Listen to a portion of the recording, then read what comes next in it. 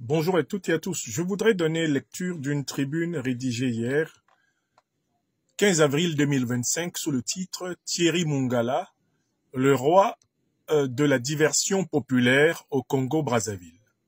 Merci à celles et ceux qui partageront cette tribune. La phrase ronde, le style franchouillard, l'élégance pompeusement assumée. Thierry Mongala, le porte-parole de la dictature de Denis Sassou Nguesso au Congo, s'est adonné à un numéro de diversion populaire, des pires laudateurs de l'incurie politique en France-Afrique. Orfèvre de la com à la manière des Mundele, Thierry Mongala est la lessive qui lave plus blanc que blanc à Brazzaville. Monsieur croit pouvoir masquer la tragédie congolaise par la richesse de ses tournures de parigot tropical. Tentant de justifier l'expulsion mano militari du panafricaniste Kémy Séba du sol africain du Congo, Mongala a choisi d'ignorer le thème central de l'affaire, à savoir le droit ou non de critiquer le franc CFA, monnaie des colonies françaises d'Afrique créée par De Gaulle en 1945, pour s'acharner au contraire à démolir le militant panafricaniste Kémy Séba, au motif que le CV professionnel de ce dernier serait imprécis. En effet, à la question de savoir si l'on a le droit ou non en Afrique de critiquer le franc CFA, Thierry Mongala a premièrement refusé de répondre.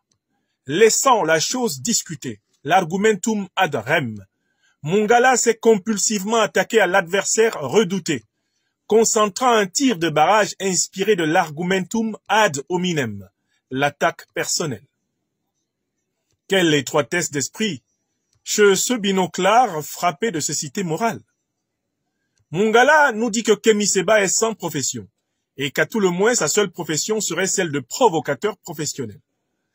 En supposant qu'il faille en tenir compte, comment ne pas se scandaliser que tout un ministre de la communication du Congo, avec la kyrielle de conseillers qui l'entourent, ne sache pas que Kémy Séba est à la tête d'un groupe d'entreprises de communication et de commerce équitable. La moindre enquête lui ferait reconnaître la chaîne de radio-télévision web AR Afrique Résurrection et les magasins de commerce équitable de Kémy Séba au Bénin comme des gages d'une activité lucrative. Mieux, les livres vendus par Kémy Séba, écrivain et essayiste politique, sont loin de ne rien lui rapporter. Mais quant à Thierry Mongala, affiché comme avocat de formation sur l'encyclopédie Wikipédia, peut-il nous dire dans quel prétoire il eut ses hauts faits d'armes? On connaît les grands avocats défenseurs africains de ce temps.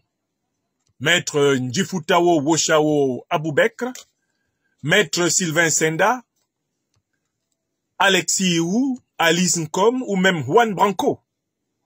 Qui connaît sérieusement Mongala, au bataillon des grands avocats défenseurs d'Afrique d'expression francophone? La bassesse de l'attaque ad hominem contre Kémy Séba cache difficilement en réalité la détermination impuissante de Thierry Mongala à porter le fer contre les panafricanistes sur la question cruciale de la monnaie néocoloniale et coloniale du franc CFA, propriété pourtant exclusive de la République française.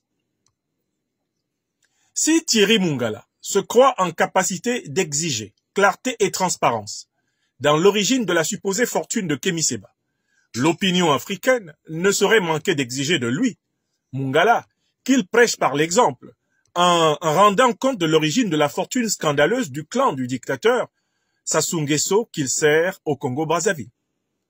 Cité dans moult affaires de biens mal acquis, de détournement de deniers publics, de fraudes électorales, de crimes de guerre et de crimes contre l'humanité, le régime de Sassou Nguesso peut-il exiger un brevet, de moralité aux militants panafricanistes de notre temps, ou plus amplement à l'ensemble des peuples africains? Ce serait l'hôpital qui se fout de la charité.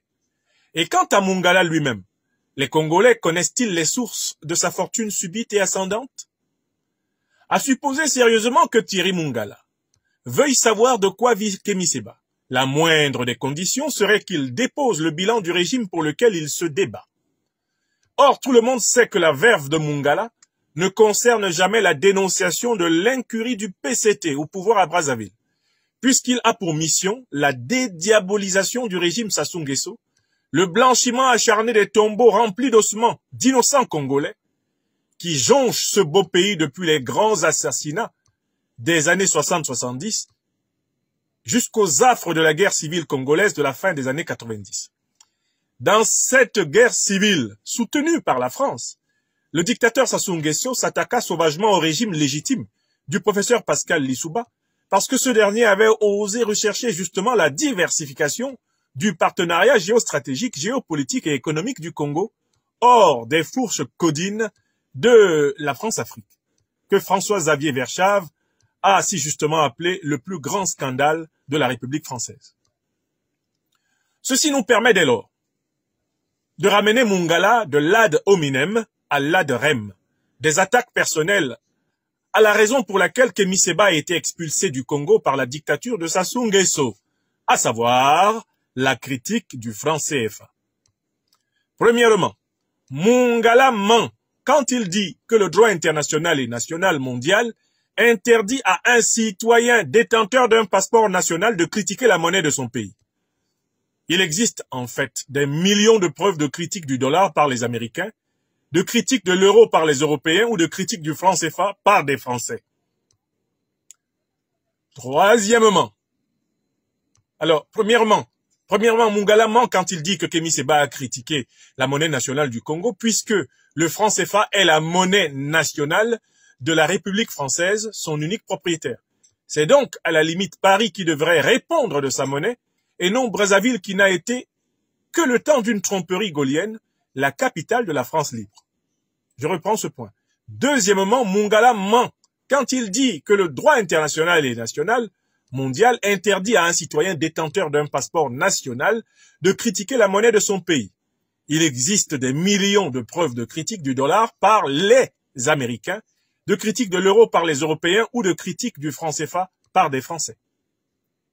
Troisièmement, Mongala ment quand il dit que le franc CFA est un facteur de stabilité pour la quinzaine de pays africains qu'il exploite, car aucun pays de la zone franc CFA ne s'est développé au niveau de la France depuis 1945 jusqu'à ce jour de 2025 où je vous lis cette tribune.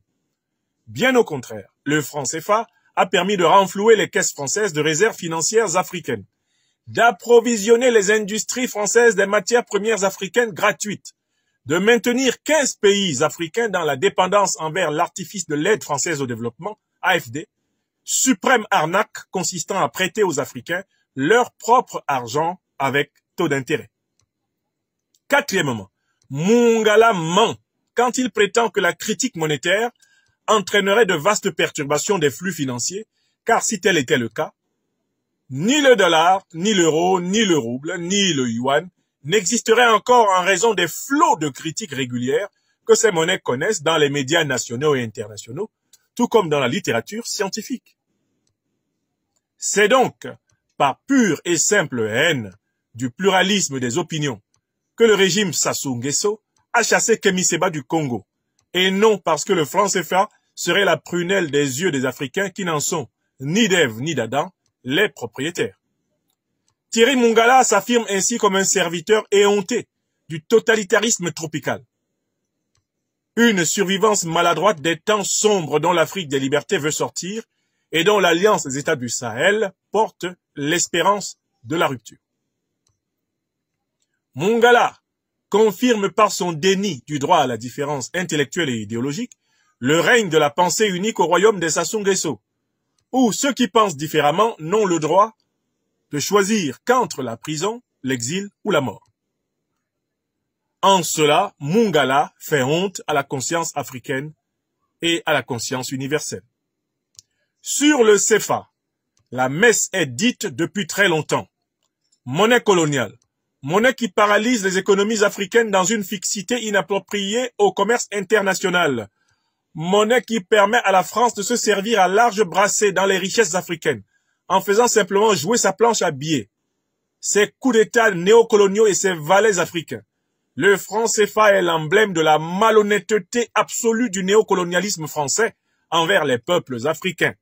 L'abolition du franc CFA n'est pas simplement un devoir, c'est aussi une urgence vitale pour l'Afrique contemporaine.